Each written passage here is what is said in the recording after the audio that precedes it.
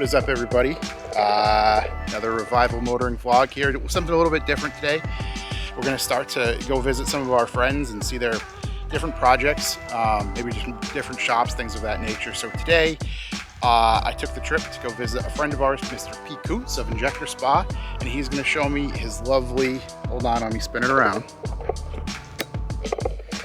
his lovely LS powered, turbocharged 1500. How you doing, buddy? Josh, thanks for coming out, buddy. Good to see you. Yeah, no problem. So if you can, tell us a little bit about the 1500. Or actually, first let's start. What year is it? So it's a 94. It's a work truck, technically. It was saved from a buddy of mine's house that was on a farm for about 10 years prior to me purchasing it and starting to work. What made you go LS turbo? I had no technical background before. I'm just an IT guy. Always liked cars, knew a lot of theory, knew a lot of fundamentals, but could never do it with my hands. I was sick of my buddies giving me shit about it and not doing it, so I said, you know what, I'm going to do something, I'm going to pick it up. Me and Talbot from Street Heat were sitting down with our girlfriends at the time, and we were going over a couple things, and we said, you know what, let's go pick up this truck. This is one way to learn. I want a project, and I had the time and the money to do it, so I picked it up. And Turbo LS is probably the easiest thing to do, especially in a Chevy truck.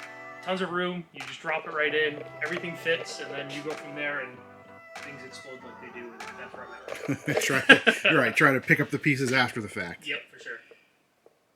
So how long did it take you from getting the truck to driving? Too long. 3 years about. And most of that was just me nitpicking everything, changing everything, being all over the place. One day I'd be putting cylinder heads on, another day I'd be building the rear end or sending it to be built, or I'd be putting front suspension in it. There was no rhyme or reason how I initially put this thing together.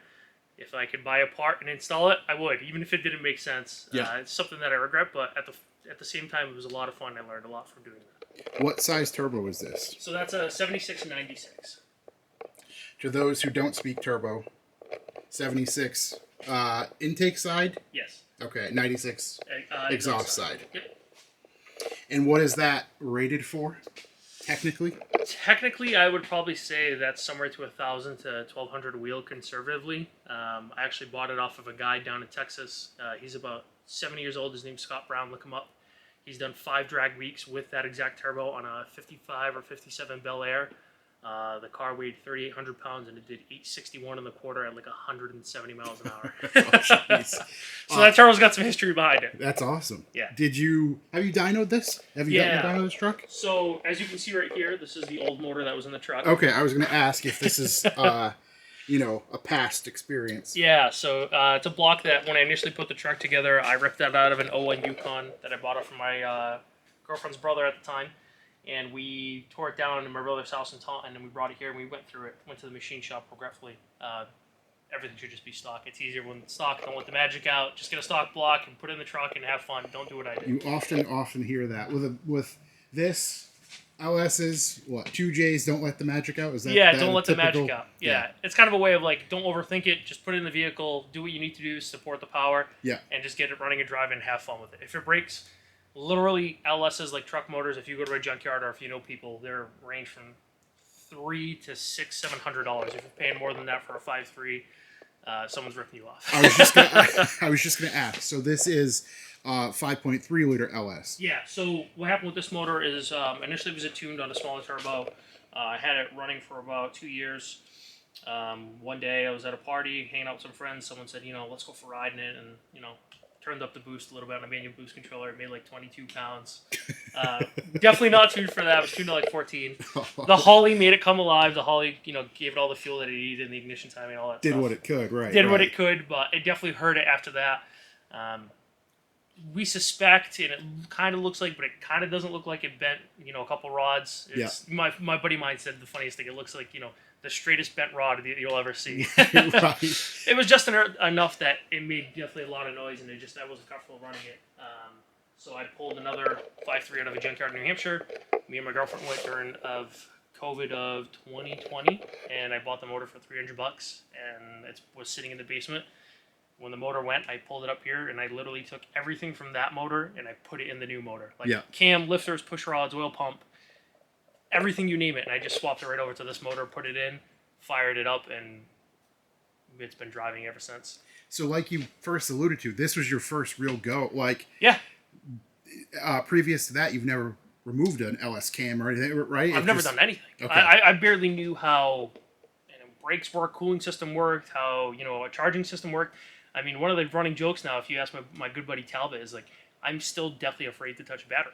Yeah, every time I would touch a battery, especially when I was first working on this thing, I would like weld wrenches together and shit because I drop them and touch terminals. Like, it's kind of an inside joke of mine, but it's definitely done what it's need to for me, and I've learned a lot. Short of the fabrication and some of the welding on repairing, like some of the controller mounts and a couple things, have been done majorly by me or my friends.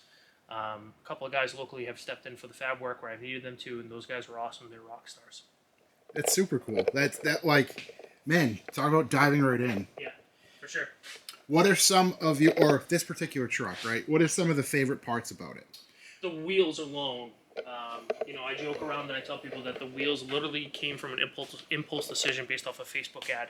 Yeah. Bogart posted this wheel. I saw the polished center look with the polished lip. Brush center with the polished lip, and I instantly fell in love with that. Called Bogart. I'm like, I need a set for my truck. They're like, well, it's going to be like $4,500 shipped to your house. I'm like, I'm going to buy the rears first, and then I'll buy the fronts when I can afford them. So I did. Yeah. And that's when the truck completely exploded. The truck was supposed to be a true sloppy mechanics type build, like a don't bullshit me build, they call it.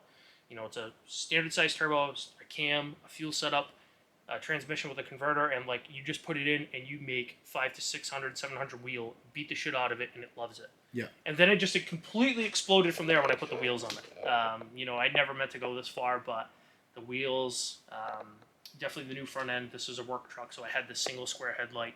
I changed that over. The engine bay and the interior. The truck had like rubber floors. It had one piece of interior trim and the dash. Yeah. Everything was not there. So I bought a black carpet. I bought interior panels from a couple different trucks, painted them black, put them in the truck. I got black seats for it. I flocked the dash, put an Alpine head unit, a couple of things that made it my style or my truck, if you will. But definitely the wheels, the interior, and the engine bay are probably my favorite things about the truck. And the stance. I spent a lot of time on the stance getting it right, for sure. And your purpose behind building this thing was obviously, like you said earlier, you just wanted to dive into something. Yeah. But it's not track purpose. It's literally something we were talking about before, just burnouts and ice cream. Yeah, and that's how it started, and that's how all the sloppy builds start, and that's how it was truly meant to be, and it's exploded from them. And I will say it's very drag race oriented for what the parts I put on it. I mean, when you go turbo LS, you have multiple options of things to do, but there's generally like a rule book to follow, like certain size cam for a certain size turbo, certain size fuel system for what your goals are. And I had some goals in my head, and ethanol, things like that. But I never really ran it at the drag strip. It's kind of a point of contention, if you will, with the truck, where it's like, I should have ran at the track. I kind of regret not running it at the track, but at the same time, it wasn't my goal to build this and run at the track. My goal was to learn and to build something and to like show people and prove to people that I can do it. Yeah. That's all it was, mentally, for me. And I think you certainly did. Yeah.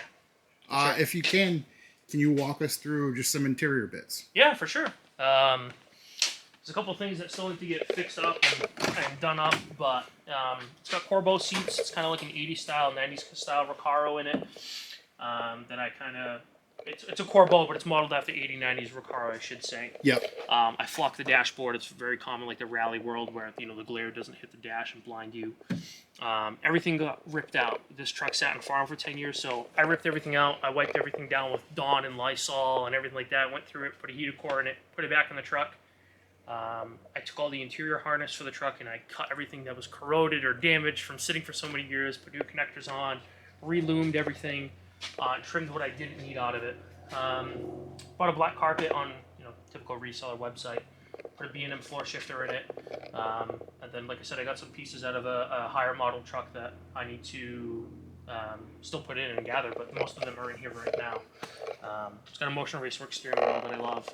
It's got a Holley dash in it. It's got the Holley smaller dash in it as well that I can monitor a couple other things, but new door panels. But it's pretty much standard in here. Nothing too crazy. It's just, my goal was all black, make it look modern. And I think I've achieved a certain level of that. No, you certainly have. And I'm always just a giant sucker for keeping things as simple as possible. Yeah.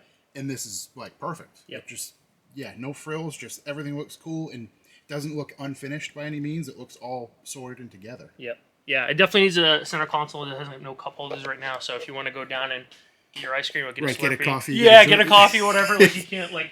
I have vivid memories of going to Marisol's and this thing getting chippy. Very New England, by the way. Shouts to Marisol. Yeah. And driving down the street and like punching it in second, it's going sideways down Route 6, and I'm still holding a chippy in one hand and steering in the other. Like those are some of the fond memories I have in the truck for sure, and those I'll miss. Yeah. For sure. Speaking of that, you say you'll miss. Yeah. Why is that? Truck's been sold actually. The new owner picks it up in a little bit, probably tomorrow at the end of this week. Life moves on. Got to buy a house right now. Tough times with inflation and everything like that. So houses are going through the roof. It's the worst time ever for anything. Yeah, for sure. So I wish you well. Gas prices are another reason why this must go. Right. It's got 1500 cc injectors in it and it runs on 93, so it's definitely not that great on gas. Yeah. Speaking of that, you're quite familiar with injectors. I am. I think I mentioned it before from Injector Spa. Can you tell us kind of what that is and what you do? So Injector Spa is kind of something I've started from home as a side business for myself and to help people out. I saw a need where basically people had fuel systems where they were clogged or dirty, or they had injectors that were failing, or people were hydrolocking motors from a stuck open or stuck closed injector. So I decided to take it upon myself and get a machine and start a little side business and offer an affordable service at a quick turnaround. I try to pride myself in 48 hours of receiving the product back to the customer, or at least shipping back out to the customer. It's something that I can do for my friends. I do it for super cheap, and it helps everyone out. And people like Turbo Mike and other tuners in the area definitely appreciate it when you have a clean fuel system that operates correctly. It's I was going to say that it's really cool to see little touches of New England. Shouts to Jimmy Oaks, shouts to Turbo Mike Tuning, and there's a Beast Coast plate frame on the back. We'll get footage of that after, I'm sure.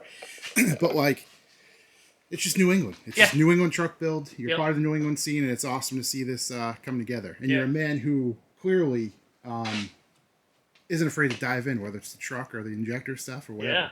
Yeah, for sure. I mean, that's my biggest advice for people. If you're contemplating about having your project car, it'll be the best and worst time of your life. Definitely pick up a vehicle. Definitely get something. Definitely build it for how you want to build it. People will give you opinions. People will say a lot of things, but at the end of the day, it's like you're the person that's sweating in a 90-degree garage in the summer. You're the person that's in the garage in a 10-degree day in the winter working on it. Yeah. I did that for 3-4 years in our old garage in Westport, and those days reminded me that the person that I'm building it for is me and only me. So that's my own thing. Pick up a project car, do it how you want to do it, have fun in it, and definitely get your use out of it before you sell it. So seeing this is moving out the door, any idea what you're going to replace it with? A couple of different ideas. Definitely want to get into the drift community. A lot of my close friends are into drifting. It's something I want to get into. So maybe like a G35 or a 350Z. I want a sedan. I miss driving a manual sedan. That's kind of like my world before this. I kind of love sedans, and it's definitely something I want to get back into. And driving an automatic is fun, but driving a manual is definitely way more enjoyable, I should say. And if not a G35, I could definitely see myself picking up a newer generation GM truck that already has an LS in it, and kind of doing the same thing, but building it way more oriented for me than what this was. I've got the t-shirt, I've got the trophy, I know how it is to build a vehicle. Now I can actually apply that and start fresh, or if there's something that I truly want to do and have a good mindset of what I want to do in the future. That's awesome. Yep. Well, thanks for walking us around it. It's awesome. And I think we're going to go take a quick drive, so that's going to be cool. So we'll be back in a minute.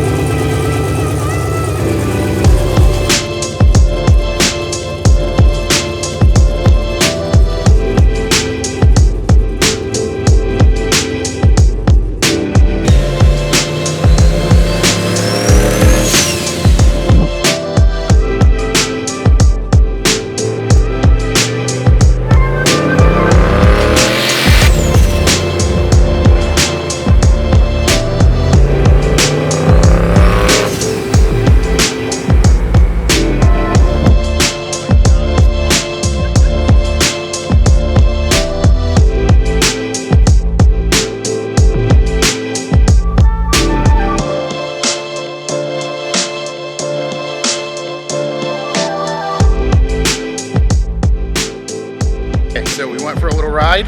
That was awesome.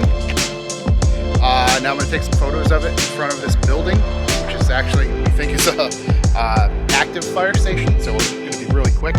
We say active, but we don't actually see anybody here, so you'll get what I mean. It's pretty deserted.